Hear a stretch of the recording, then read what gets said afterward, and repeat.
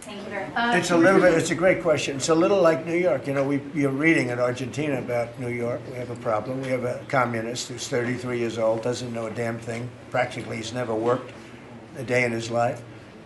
And he sort of caught on, right? And I'm not going to send a lot of money to New York.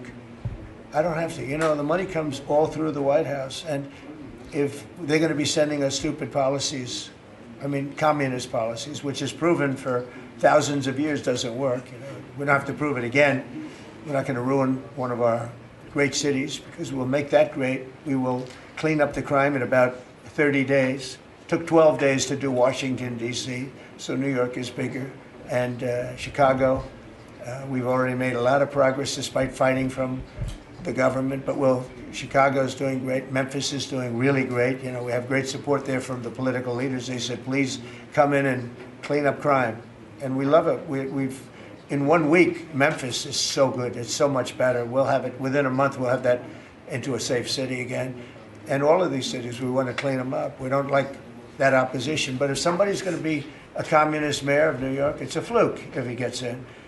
There are a lot of failed people that he's running against. I mean, you have inferior candidates or something, because it's impossible to think that New York City can have a communist mayor. He's a communist. He's not a socialist, by the way. There's a big difference. He's a communist. He's down and dirty. He's a communist. He hates police.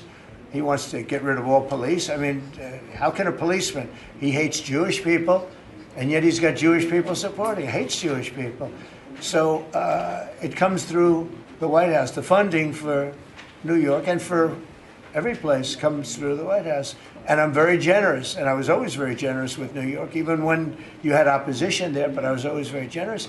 But I wouldn't be generous to a communist, a guy that's going to take the money and throw it out the window, because you're talking about hundreds of billions of dollars.